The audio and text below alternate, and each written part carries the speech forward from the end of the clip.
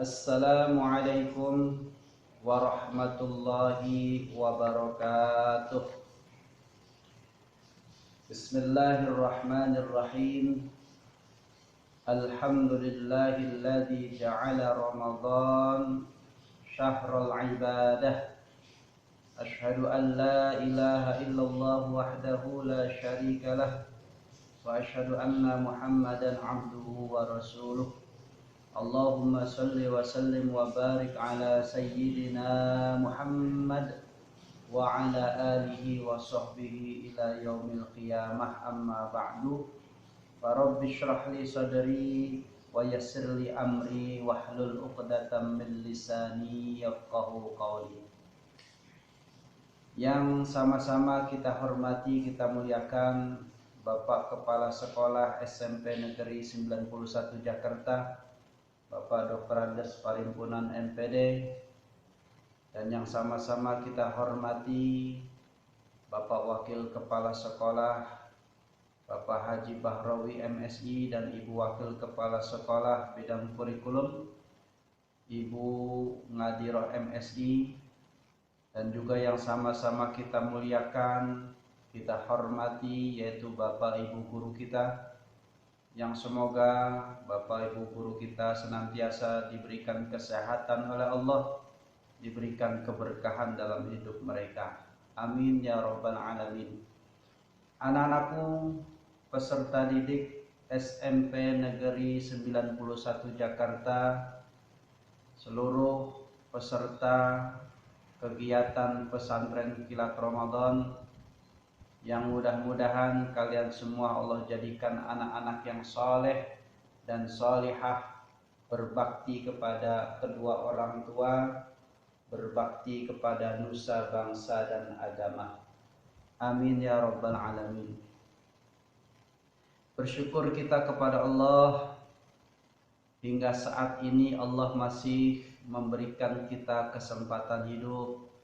Hingga saat ini kita berjumpa kembali di bulan Ramadan pada tahun ini, dan dapat melaksanakan ibadah Ramadan di tahun ini. Mudah-mudahan besar harapan kita, semoga seluruh ibadah di bulan Ramadan kita di tahun ini diterima oleh Allah Subhanahu wa ta'ala. Salawat teriring salam tercurah selalu kepada junjungan kita Nabi besar Muhammad sallallahu alaihi wasallam beserta keluarganya, para sahabatnya, dan para pengikut semuanya. Mudah-mudahan kita semua yang istiqomah dalam menjalankan segala sunnah dan ajarannya, yang banyak bersolawat terhadapnya, insyaallah kelak di akhirat nanti kita akan mendapatkan syafaatnya. Anak-anakku peserta didik yang dicintai oleh Allah Subhanahu wa ta'ala, suatu anugerah yang luar biasa ketika Allah Subhanahu wa ta'ala memberikan kita sebagai umat Islam suatu ibadah di bulan Ramadan, yaitu ibadah puasa di bulan Ramadan, yang apabila kita manfaatkan dengan sebaik-baiknya, yang kita ibadah puasa di bulan ini, maka janji Allah Subhanahu wa ta'ala, Allah akan mengampuni seluruh dosa dan kesalahan kita. Sebagaimana hadis Nabi besar Muhammad sallallahu alaihi wasallam mengatakan dari sahabat Abu Hurairah radhiyallahu anhu, yang diriwayatkan oleh Al-Imam Muslim rahimahullah, bahwasanya Nabi Muhammad sallallahu alaihi wasallam bersabda, "Man shoma ramadhana imanan wa ihtisaban ghufira lahu ma taqaddama min dzambih." Barang siapa yang berpuasa di bulan Ramadan imanan karena iman, wahtisaban dan mengharap ganjaran dari Allah Subhanahu wa ta'ala, ghufira lahu ma taqaddama min dzambih, maka Allah akan ampuni segala dosa dan kesalahannya yang telah lalu. Anak-anakku peserta didik yang Bapak cintai, di sini Allah mengatakan syarat seseorang mendapatkan ampunan Allah dan mendapatkan anugerah yang luar biasa dalam ibadah puasa ini adalah dua hal. Yang pertama, imanan karena iman. Yang kedua, ihtisaban karena berharap semata-mata hanya kepada Allah Subhanahu wa ta'ala. Yang pertama karena iman. Sebab imanlah yang menjadikan amal kebaikan kita diterima atau tidak oleh Allah Subhanahu wa ta'ala. Ketika seseorang melakukan suatu kebaikan, baik orangnya dermawan, suka menolong, tapi tanpa ada keimanan, maka di sisi Allah ia akan sia-sia. Sebaik apapun manusia di dunia ini melakukan kebaikan tapi tanpa didasari dengan keimanan, maka ia tidak akan mendapatkan apa-apa dari Allah Subhanahu wa ta'ala. Termasuk ibadah puasa. Jikalau puasa, ada orang yang non muslim dia berpuasa sama seperti kita, tapi bedanya kalau dia puasa tanpa iman, maka puasanya percuma dan sia-sia. Oleh karena itu iman adalah sesuatu hal yang penting buat kita. Dan keimanan adalah suatu anugerah yang luar biasa yang Allah berikan kepada kita semuanya. Iman tak dapat dijual beli. Iman tak dapat ditukar dengan apapun. Bahkan seandainya kita dipaksa untuk keluar dari keimanan, maka janganlah kita mau untuk keluar dari keimanan kita. Meskipun tubuh kita dipotong-potong, tubuh kita disiksa, dipaksa untuk keluar dari iman kepada Allah dan Rasulnya, maka jangan pernah itu kita lakukan. Anak-anakku, peserta didik yang dirahmati Allah, begitu mahalnya keimanan, sehingga perlu kita pertahankan sekuat mungkin iman kita. Contoh, ada sahabat Nabi yang bernama Bilal bin Rabah. Beliau adalah seorang budak pada awalnya. Beliau beriman kepada Nabi kita Muhammad SAW. Kemudian diketahui oleh orang-orang kafir Quraisy. Akhirnya beliau disiksa, dijemur di terik panas matahari, kemudian ditibani batu besar, namun dia tidak juga goyah untuk melepaskan keimanannya. Bahkan saking siksaan yang begitu kerasnya, sampai beliau tidak bisa menyebut apapun hanya karena siksaan tersebut. Beliau hanya bisa menyebut ahad, ahad, ahad, artinya Allahu ahad, Allah Maha Esa. Begitulah keimanan. Meskipun disiksa dengan siksaan yang pedih, namun jikalau iman itu sudah ada di dalam dada, tidak mudah untuk digoyahkan. Ada lagi contoh, yaitu bagaimana keimanan seorang wanita yang solihah yang bernama Asiyah binti Muzahim. Asiyah binti Muzahim ini salah satu istri daripada Fir'aun yang begitu zalim, yang begitu jahat. Saking jahatnya Fir'aun sampai mengaku dirinya sebagai Tuhan, dan kejahatannya itu diabadikan oleh Allah Subhanahu wa ta'ala dalam Al-Quran. Asiyah binti Muzahim atau nama lainnya adalah Siti Masyitoh. Kenapa dikatakan Siti Masyitoh? Karena Masyitoh artinya tukang sisir. Jadi beliau itu tugasnya menyisir anak-anak perempuannya Fir'aun. Pada suatu saat beliau nyisir, sisirnya jatuh. Lalu beliau menyebut nama Allah Subhanahu wa ta'ala. Kemudian didengar oleh anaknya Fir'aun, lalu dilaporkan kepada Fir'aun. Disitulah kemudian diketahui keimanan Asiyah binti Muzahim, sehingga beliau disiksa, dijemur juga di terik matahari yang sangat panas. Kedua tangannya diikat di tiang, kedua kakinya juga diikat, lalu punggungnya ditindih dengan batu yang sangat besar. Sehingga pada saat itulah kemudian beliau merenggang nyawa. Anak-anakku sekalian, tapi apa yang terjadi?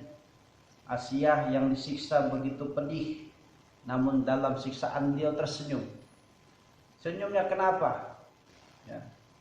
Ini senyum beliau bikin heran Fir'aun dan bala tentaranya. Sampai Fir'aun mengatakan, coba kalian lihat, wanita ini sudah gila katanya. Dalam keadaan disiksa pun, bukannya beliau merintih kesakitan malah tersenyum. Pertanyaannya kenapa beliau tersenyum? Karena saat beliau disiksa, beliau minta kepada Allah Subhanahu wa Ta'ala. Di dalam surah At-Tahrim ayat 11 beliau mengatakan, Rabbi bnili baitan fil jannah. Ya Allah, bangunkan aku satu rumah di surga nanti untukku. Jadi dalam keadaan beliau disiksa, karena beliau mempertahankan keimanan dan beliau berdoa kepada Allah, ya Allah, bangunkan aku satu rumah di surga nanti. Akhirnya Allah perlihatkan itu tempatnya di surga nanti. Sehingga saat disiksa beliau tidak merasakan sakit, malah tersenyum. Kenapa? Karena beliau melihat tempatnya di surga nanti. Subhanallah. Begitulah ganjaran bagi orang-orang yang mempertahankan keimanan. Menurut orang, mengapa harus dipertahankan? Kalau orang-orang kafir mengatakan, kenapa kamu tidak ikuti Fir'aun saja, tapi justru dengan mempertahankan keimanan mendapatkan ganjaran yang luar biasa dari Allah Subhanahu wa Ta'ala. Nah, anak-anakku peserta didik yang Bapak cintai, oleh karenanya jaga keimanan kita, jaga betul-betul, jangan sampai tergoyahkan. Jangan sampai hanya karena urusan yang sepele hilang iman kita. Sudah terbukti sekarang ini orang banyak yang menggadaikan keimanan hanya karena hal manusiawi, hal keduniaan. Ada artis rela keluar dari agama Islam, dia gadaikan keimanannya hanya karena ia cinta dengan seorang lelaki yang justru dia di luar agama Islam. Ini sangat bahaya, karena keimanan ya, tidak bisa ditukar dengan apapun. Anak-anakku sekalian, iman manusia itu kadang bertambah dan berkurang. Bertambahnya iman karena kita berbuat taat kepada Allah Subhanahu wa Ta'ala. Kurangnya iman karena kita berbuat maksiat kepada Allah Subhanahu wa Ta'ala. Oleh karena itu, jaga iman kita, pertebal iman kita dengan selalu kita ibadah kepada Allah, berbuat taat kepada Allah. Dan iman bisa copot kalau dia melakukan kemaksiatan kepada Allah Subhanahu wa Ta'ala. Dan salah satu cara kita mempertebal keimanan adalah kita memperbanyak mengucapkan kalimat La ilaha illallah Muhammadur Rasulullah, yaitu kalimat tauhid, kalimat yang mengesahkan Allah, tiada Tuhan selain Allah, dan Nabi Muhammad SAW adalah utusan Allah. Maka ini adalah kalimat yang sangat luar biasa. Orang yang mengucapkan kalimat ini, maka dia dijamin oleh Allah akan masuk surga. Sebagaimana baginda Nabi besar Muhammad SAW mengatakan, Man kana akhira kalamihi la ilaha illallah dakhalal jannah. Barang siapa yang akhir ucapannya adalah la ilaha illallah, maka dia akan masuk surga. Oleh karena itu bersyukur kita, kunci surga kita dapatkan. Apa itu kunci surga? Yaitu kalimat la ilaha illallah. Kalau kuncinya kita pegang, masa ya kita tidak bisa masuk ke dalamnya. Ya, oleh karena itu pertahankan iman kita, jangan goyah. Ya, pertebal iman kita dengan memperbanyak kalimat la ilaha illallah Muhammadur Rasulullah. Anak-anakku peserta didik yang berbahagia. Kemudian yang kedua, syarat diterimanya ibadah dan mendapatkan ampunan dari Allah selain karena iman, yang kedua adalah semata-mata mencari keridhaan Allah. Semata-mata kita beribadah hanya mencari keridhaan Allah dan ganjaran dari Allah Subhanahu wa taala, bukan karena yang lain. Oleh karena itu, ini mengajarkan kepada kita ketika kita ibadah jangan mencari tujuan lain, fokus tujuannya karena Allah. Insya Allah kalau kita ibadah kita fokus karena Allah, maka ibadah kita akan diterima dan mendapatkan ganjaran yang luar biasa dari Allah Subhanahu wa taala. Berharaplah hanya kepada Allah, karena Allah lah tempat meminta. Ketika kita ibadah, mintanya kepada Allah, jangan minta kepada yang lain. Sebab kalau kita minta kepada yang lain, terkadang hanya kecewa yang kita dapatkan. Oleh karena itu, kalau kita melakukan sesuatu tanpa pamrih, jangan ada embel-embel. Mau menolong teman, tolonglah, tapi jangan meminta balasan dari teman. Ketika ada orang susah, tolong, tapi jangan meminta balasan. Kalau diberikan sesuatu, terima, tapi jangan meminta. Itulah akhlak kita sebagai umat Islam, menolong tanpa pamrih. Dan ingat, ketika kita menolong sesama, insya Allah ketika kita dalam keadaan susah pun akan ditolong oleh orang lain. Ya. Siapa yang sering menolong orang, maka suatu saat dia pun akan ditolong. Tapi siapa yang tidak mau menolong orang, maka suatu saat ketika dia punya kesusahan, masalah pun juga orang tidak akan mau menolongnya. Karena inilah suatu manusiawi, suatu fitrah, yang menolong akan ditolong. Maka jadilah kita orang-orang, anak-anak yang gemar menolong orang lain. Terlebih orang tersebut adalah sedang kesusahan.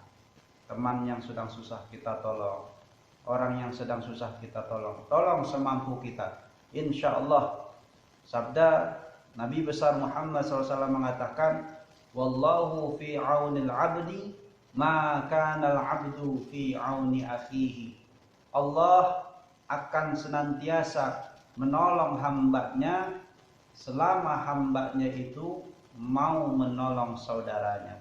Artinya, selama kita menjadi solusi penolong orang lain yang sedang susah, meringankan beban orang lain, maka Allah pun pasti akan meringankan beban kita, baik beban di dunia juga beban di akhirat nanti. Nah, anak-anakku peserta didik SMP Negeri 91 Jakarta, inilah dua hal yang perlu kita perhatikan bersama agar seluruh amal ibadah kita diterima. Yang pertama harus dengan keimanan, dan iman ini harus tetap kita jaga sampai akhir hayat kita. Yang kedua, jangan pamrih, artinya semata-mata mencari ridha Allah, bukan mencari yang lainnya. Mudah-mudahan dengan dua hal ini, seluruh rangkaian ibadah yang kita lakukan, apapun bentuknya, puasakah, sholatkah, sodakohkah, zakatkah, apapun, kalau kita lakukan dengan iman dan hanya mencari keridhaan Allah, insya Allah amalan kita diterima oleh Allah Subhanahu wa ta'ala. Amin ya rabbal alamin. Baik anak-anakku peserta didik SMP Negeri 91 Jakarta, itulah materi yang Bapak sampaikan pada pertemuan ini.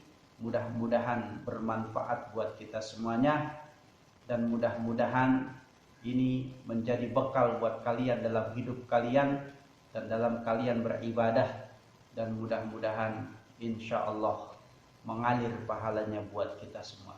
Selanjutnya Bapak persilahkan kalian mengutarakan pertanyaan atas apa yang telah Bapak sampaikan ini. Tulis pertanyaannya di WA group ya, nanti insya Allah akan dirilis oleh wali kelas kalian siapa yang terbaik pertanyaannya, dan insya Allah ya, jika ada kesempatan akan dijawab, ya. Namun antri jawabannya kalau memang yang banyak bertanya, pertanyaannya banyak. Baik, Bapak akhiri, kurang lebihnya mohon maaf. Wassalamualaikum warahmatullahi wabarakatuh.